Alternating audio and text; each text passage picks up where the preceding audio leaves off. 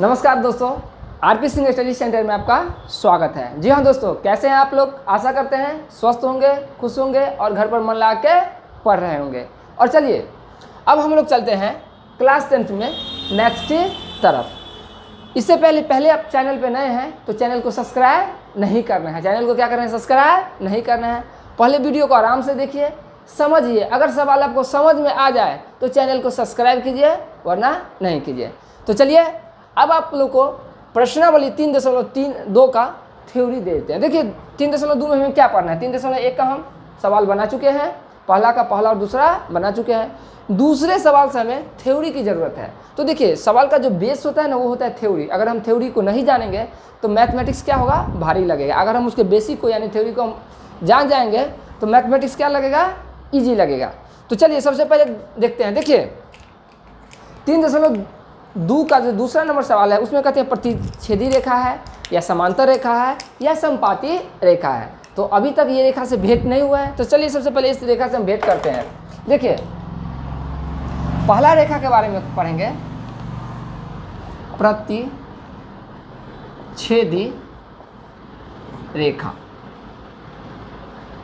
रेखाएं।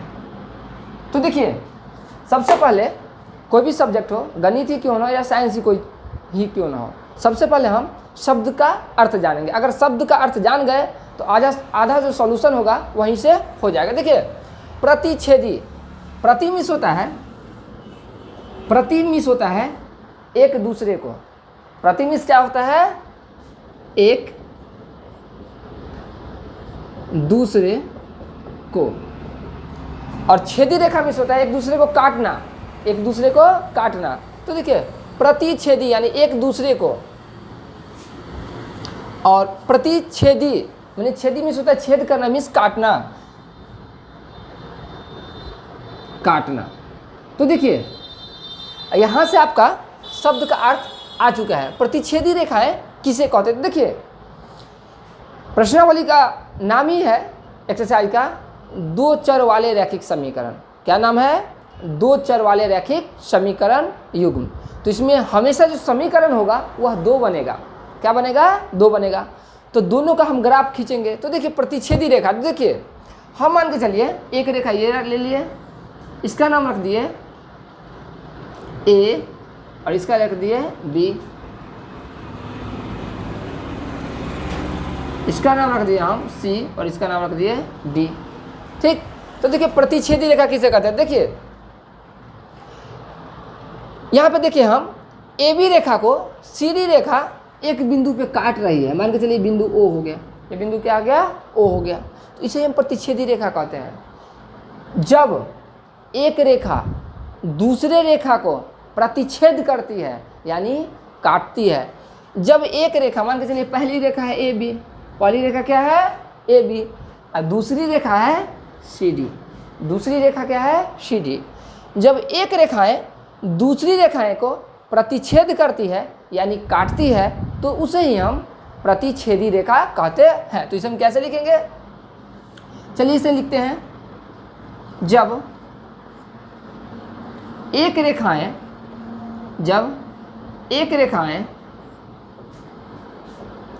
दूसरे रेखा को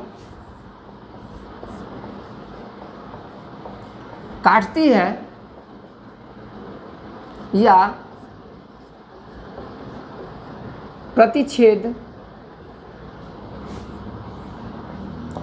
करती है उसे ही हम, जब एक रेखाएं दूसरे रेखा को काटती है या प्रतिच्छेद करती है तो उसे ही हम प्रतिच्छेदी रेखा कहते हैं। तो उसे हम क्या कहते हैं? प्रतिच्छेदी रेखा कहते हैं। अब आशा करते हैं आप क्या समझ गए होंगे 100%। कितना परसेंट? 100%। तो चलिए पहले से आप क्या कर लीजिए? नोट कर लीजिए।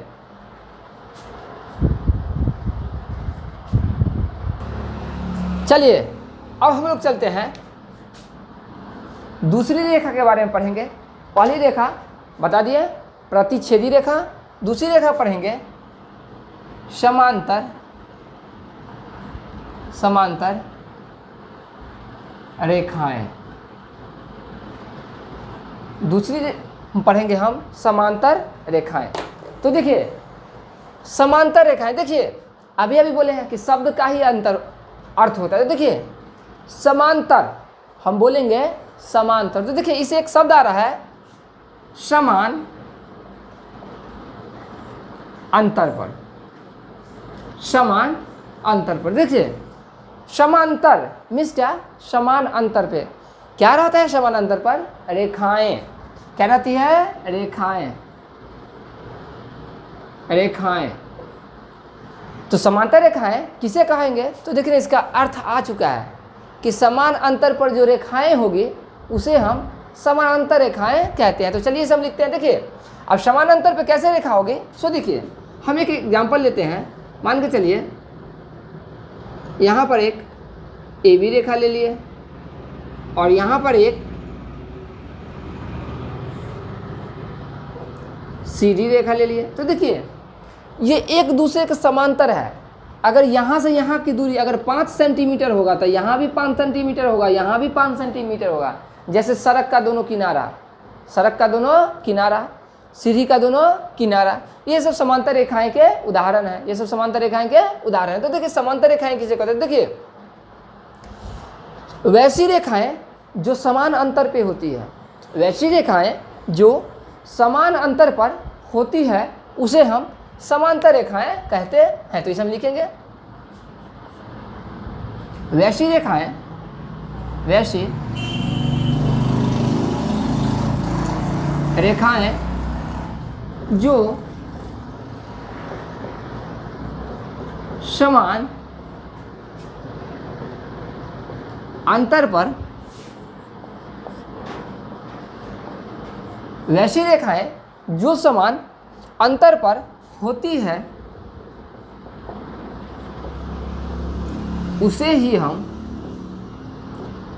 हम समांतर, वैसी रेखाएं जो समान अंतर पर होती है उसे ही हम समांतर रेखाएं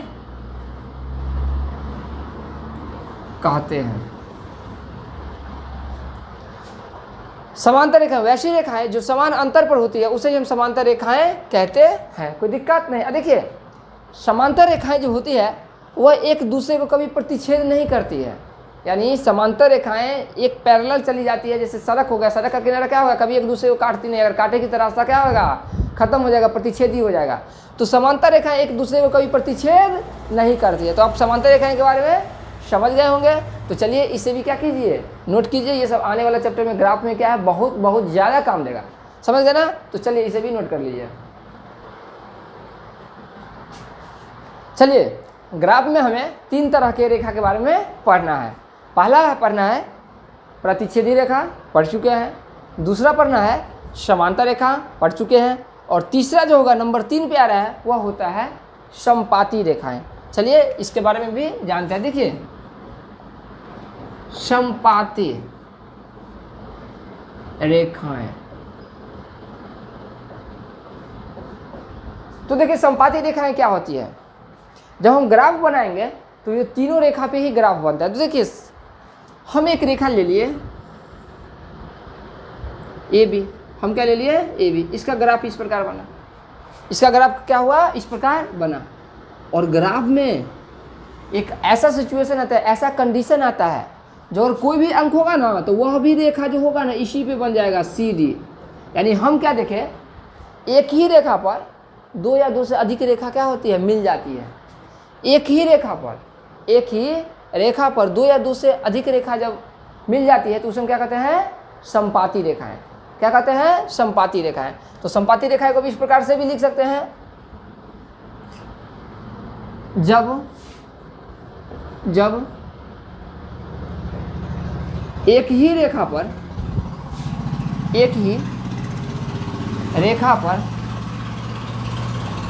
2 या 2 से अधिक रेखा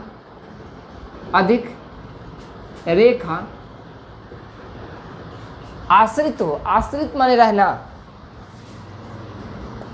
आश्रित हो तो उसे हम, जब एक ही रेखा पर दो या दो से अधिक रेखा आश्रित हो तो उसे हम समपाती रेखाएं कहते हैं। तो उसे हम समपाती रेखाएं कहते हैं। तो चलिए इसे भी आप क्या कीजिए, नोट कर लीजिए। तो चलिए अब हम लोग चलते हैं आगे की तरफ। देखिए आगे जो मेरा क्वेश्चन आएगा उसमें पूछेगा रेखाएं समपाती है या समांतर है या प्रतिच्छेद करती हुई है या समीकरण युग्म संगत है या असंगत है। तो चलिए इस सब को पहले हम एक एक करके समझते हैं। तो देखिए सबसे पहले एक्सरसाइज का नाम है दो चर वाले रैखिक समीकरण। चर कितना होगा, दो। जैसे हम एक सवाल लेते हैं आपका, देखिए यहाँ पे 2x + 3y = 6, 2x + 3y = 6। तो देखिए ये पहला समीकरण है। तो पहला समीकरण का हम आपको सूत्र बता दिए थे, इसको हम लिख सकते हैं। देखिए दूसरा मार्कर का यूज करते हैं, आपको ज़्यादा दिखाई देगा। a1x + b1y = c1 भी लिख सकते हैं, कोई दिक्कत नहीं है। तो देखिए x को x ले गया तो a1 के सामने में क्या बचा, 2 बचा। y को y ले गया तो b1 के सामने में क्या बचा, 3 बचा। और c1 के सामने में क्या बचा, 6 बचा। ठीक, तो पहले आप समझ लिए दो चर वाले रैखिक समीकरण का युग्म, युग्म मीन्स होता है जोड़ा। जैसे आप अभी अकेला है, कुछ दिन बाद 2 आदमी हो जाएगा तो उसको बोलेंगे युग्म। क्या बोलेंगे उसको, युग्म बोलेंगे। तो देखिए हम एक दूसरा सवाल लेते हैं, वो देते हैं आपको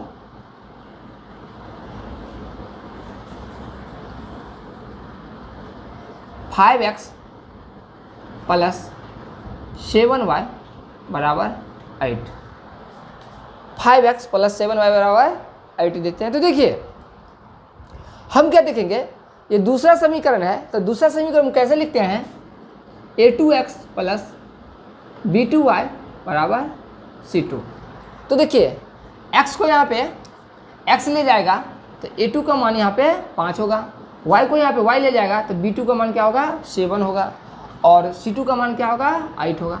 तो देखिए अब इसी को अनुपातों की तुलना करेंगे, अनुपातों की क्या करेंगे, तुलना। तो देखिए ये सवाल को अगर हम लेंगे तो देखिए ये सवाल में देखिए आप इसको पहले समझिए तो आप ये ग्राफ को ना पूरा बिल्कुल अच्छा से समझ आएगा। देखिए एक एक करके समझा रहे हैं आसान भाषा में। देखिए इस सवाल में हम देखेंगे a1 का जो मान होगा वह होगा 2 होगा, और b1 का जो मान होगा वह होगा 3 होगा, और c1 का जो मान होगा वह होगा 6 होगा।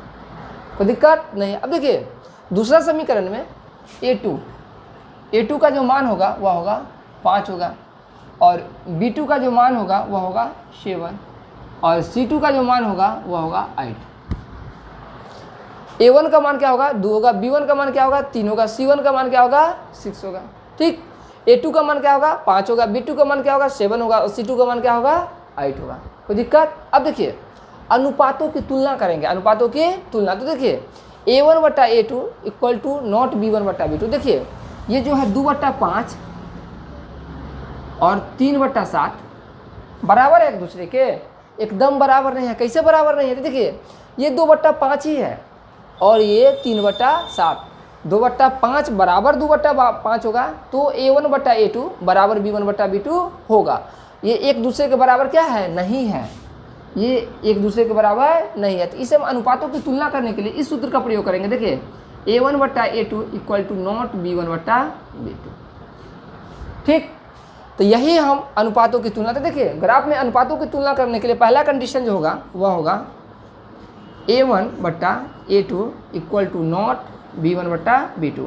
बिना इस थ्योरी को पढ़े आपको 3.2 3.3 में काफ़ी क्या होगी, कठिनाई होगी, आपके सवाल भी नहीं बनेगा। तो इसको आसान भाषा में सीखिए। अब देखिए a1/a2 = नॉट b1/b2। अब देखिए इसका ग्राफीय निरूपण। तो ग्राफीय निरूपण जो होगा अभी बताएं, जो इस ऐसा कंडीशन होगा ना तो ग्राफीय निरूपण जो होगा ना वो प्रतिच्छेद करती हुई होगी, माने एक रेखा दूसरी रेखा को काटेगी। तो इसका लिखेंगे ग्राफीय निरूपण प्रतिच्छेद करती रेखाएं। रेखाएं कैसी होगी? प्रतिच्छेद करती हुई होगी। अब देखिए बीज गणितीय रूप, इसका बीज गणितीय, देखिए जब प्रतिच्छेद रेखा करती है ना तो उसका जो हल करेंगे तो केवल एक हल होता है। केवल क्या होता है? एक हल होगा। तो लिखेंगे इसका एक हल होगा, एक हल होगा, या इसको इस प्रकार भी लिखते हैं केवल एक हल। क्या लिखते हैं? केवल एक हल। अब देखिए जिसका हल होगा ना वह समीकरण युग्म संगत होगा। जिसका हल होगा वह समीकरण युग्म क्या होगा? संगत होगा। लिखेंगे समीकरण युग्म संगत। समीकरण युग्म क्या लिखेंगे? इसको संगत लिखेंगे, कोई दिक्कत नहीं। अब देखिए अब इसी का हम एक दूसरा सवाल ले रहे हैं।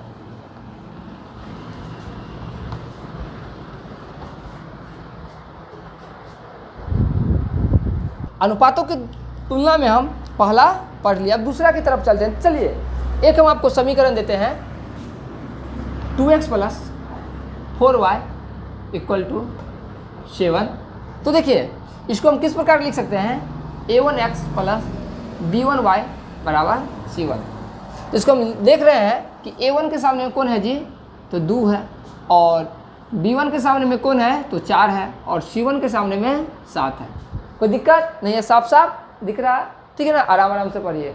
गणित जो है ना पैसेंस का चीज़ है, पैसेंस रखिएगा सीख जाइएगा, ठीक। तो देखिए a1 = 2 है, b1 = 4 है, और c1 = क्या है? 7 है। और दूसरा देखिए जी, हाँ आपको दे दिए 4x + 8y = 14। ये समीकरण 2 है, ये समीकरण 1 हो गया, ये समीकरण क्या हो गया? 2 हो गया। तो देखिए समीकरण 1 में इसको हम कैसे लिखेंगे? a2x + b2y = c2। तो देखिए यहाँ पे a2 का मान क्या होगा? देखिए x को x ले गए थे, a2 का मान 4 हो गया, तो लिख देंगे a2 का मान 4। अब देखिए b2 का मान, y को y ले गए थे, b2 का मान क्या हो गया? 8 होगा, और c2 का मान, तो देखिए c2 का मान क्या होगा? 14 होगा। c2 का मान क्या होगा? 14। अब देखिए यह कंडीशन हम देखेंगे, तो देखिए 2 एकाएँ 2 2 दूनी 4, 1/2, 4 एकाएँ 4, 4 दूनी 8, 7 एकाएँ 7, 7 दूनी 14। तो इस प्रकार को हम इसको इस प्रकार लिख देते हैं 2/4, 4/8 या 7/14। तो देखिए हम इस प्रकार अभी बराबर या बराबर नहीं का चिन्ह नहीं प्रयोग करेंगे। क्यों नहीं करेंगे? पहले कंडीशन देखेंगे। अगर ये दोनों बराबर रहेगा तब ना तेसर में दीजिएगा या नहीं दीजिएगा। तो देखिए 2 एकाएँ 2 2 दूनी 4, 4 एकाएँ 4, 4 दूनी 8, 7 एकाएँ 7, 7 दूनी 14। यानी हम देखें क्या? तीनों बराबर हो गया।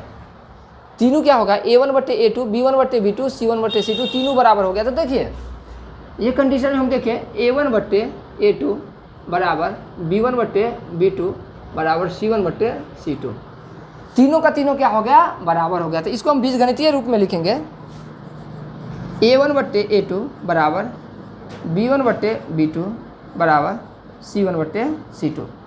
तो देखिए प्रतिच्छेदित ऐसी रेखा जब होगा ना, अनुपातों की तुलना अगर इस प्रकार हो जाएगा तो रेखाएं समपाती हो जाएगी। क्या हो जाएगा? समपाती। समपाती अभी अभी हम बता चुके हैं, ठीक है। अब देखिए इसका जो अनेक हल होगा, अगर इस प्रकार का इक्वेशन दिया रहेगा बोलेगा बनाने के लिए, तो हम बोलेगा कितना हल होगा? क्या लिखेंगे? अनेक हल होगा, अनेक हल।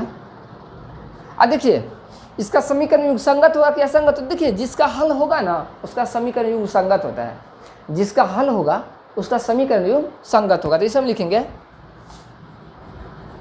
संगत।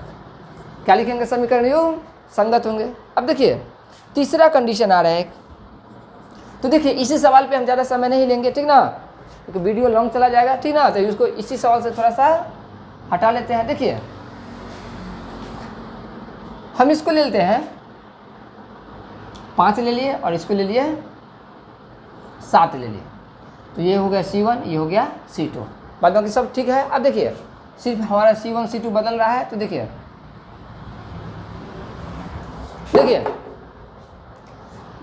इसको ले लिए 5 और इसको ले लिए 7, ये हो गया 5/7। तो देखिए ये दोनों तो बराबर है, लेकिन ये तेसर का बराबर नहीं है, तेसर का इक्वेशन में बराबर नहीं है। यानी कहने का मतलब देखिए a1 2 है, A2 4 है, B1 4 है, B2 8 है। अब देखिए C1 5 है और C2 कितना है 7 है। तो देखिए 1/2 बराबर 1/2 बराबर तो हुआ, लेकिन क्या 1/2 के बराबर 5/7 होगा? कभी भी नहीं होगा। कब बराबर होगा? जब 1/2 होगा तब ये बराबर होगा।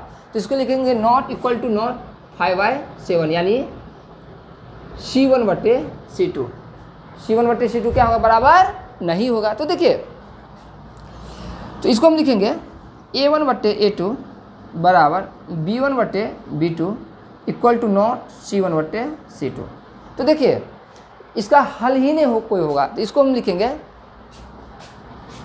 समांतर रेखाएं। कौन सी रेखाएं? समांतर रेखाएं। ठीक। अब देखिए इसका कोई हल नहीं होगा। इसका क्या होगा? कोई हल नहीं होगा। अब देखिए समीकरण युग्म संगत होगा या असंगत होगा? तो समीकरण युग्म क्या होगा? इसका असंगत होगा। समीकरण युग्म क्या होगा? असंगत होगा। तो चलिए आज का क्लास आप लोग को 100% क्या होगा? समझ में आया होगा। अब हम कल से 3.2 का प्रश्न संख्या 2, 3, 4, 5 आराम से क्या करेंगे? हल करेंगे। और चैनल को सब्सक्राइब जरूर कीजिए। पढ़ाने में बहुत सारा क्या लगता है? मेहनत की ज़रूरत होती है और मेहनत लगता है। तो चलिए वीडियो देखने के लिए बहुत बहुत धन्यवाद।